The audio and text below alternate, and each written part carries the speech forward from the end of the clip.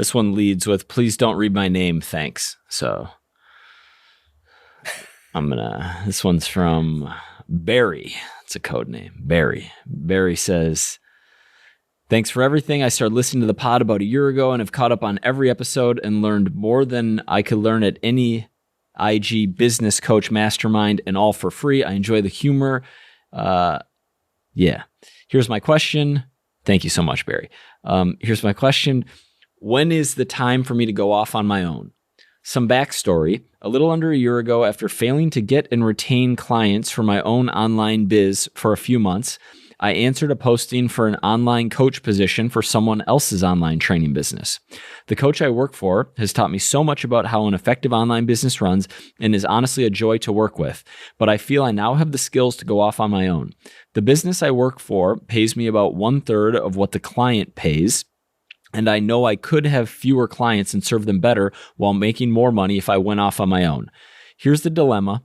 I really like the business owner as well as the other coaches I work with, and I like the collaborative nature of our team calls. The head coach/owner has a large following as well, which generates a lot of leads that I may not otherwise get with my small but active following.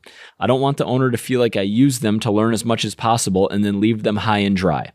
I know eventually I will need to go off on my own if I really want to make a living doing this, but when is the right time and how do I gracefully exit while not betraying someone I respect and care about?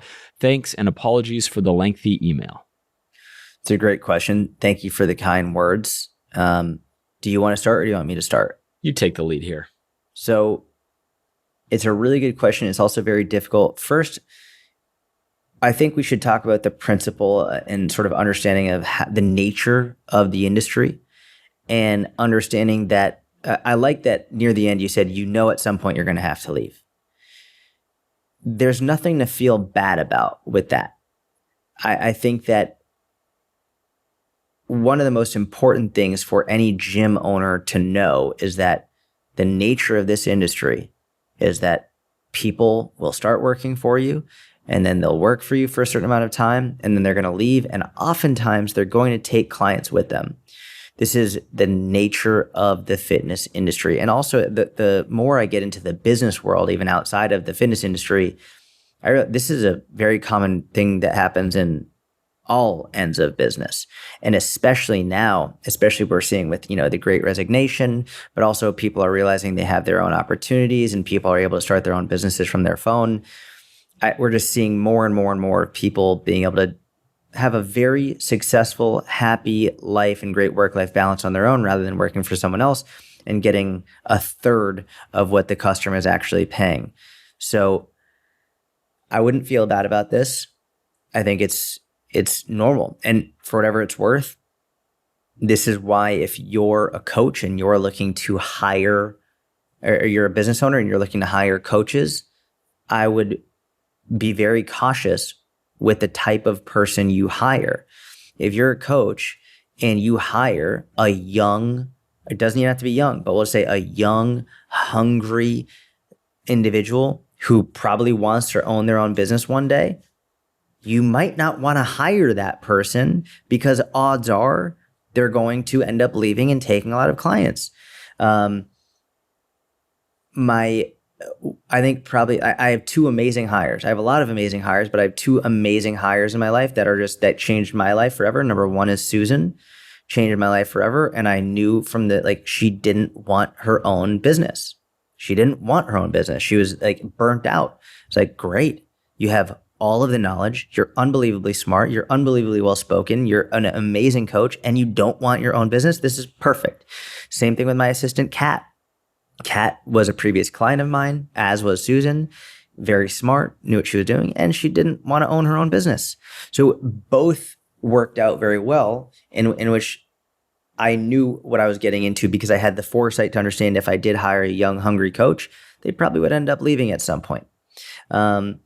So with that being said, I don't want you to feel bad about it. In terms of when is the right time to leave, it's a very difficult answer, but I think the easiest way for me to answer this as generally and as accurately as possible would be to, I would not leave until number one, you have enough savings for at least on the low end, 6 months to a year of living your current lifestyle with some safety in there. And that's on the low end, 6 months to a year. And I also would not leave until you have enough current clients to match what you need to currently live on your monthly income. So start bringing in clients on your own on the side, outside of the business that you're currently working in, from your own online coaching program.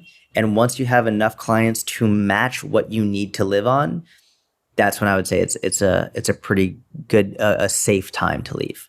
What do you think, Mike? Do you agree, disagree? What are your thoughts? I think it's a great answer. I think I agree with everything that you said. What I will add and emphasize is start building your own business on the side now. That's one, meaning taking on clients, not through your employer, but you said you have a small but active social media following on your own, taking on clients, getting 100% of the revenue for yourself. Build that up while you're working with your current employer.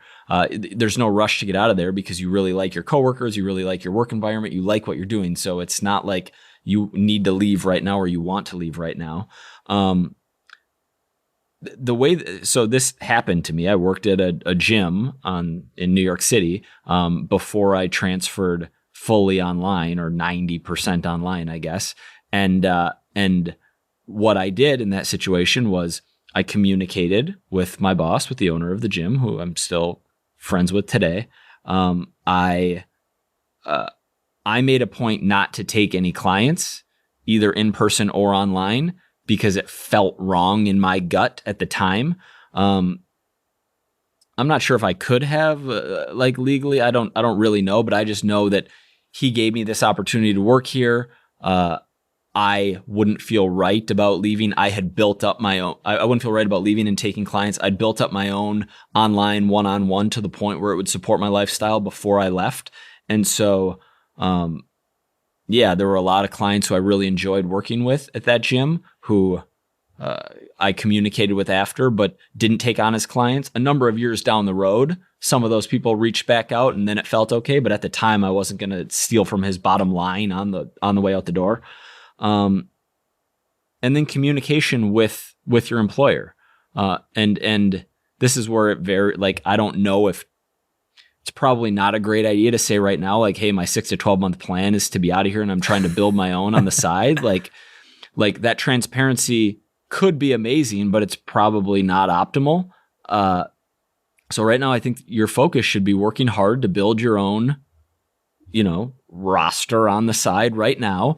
And when you have enough savings and enough revenue from your own business, giving adequate heads up and adequate notice. That standard in corporate America is 2 weeks, but I don't know what that is. Maybe you give a little more of a notice so that you can finish working with a certain number of clients you have, or give adequate heads up on your replacement. But something I've been talking about recently is just not burning bridges in life. And I would maintain good relationships with those employees and that boss. And that's what I'd suggest. Love that. And I think you're spot on with grow your own on the side, have enough savings, cut down on lifestyle and monthly spend and churn, and do as much as you can to be useful and helpful on your way out the door. Help train up the next person. Love that.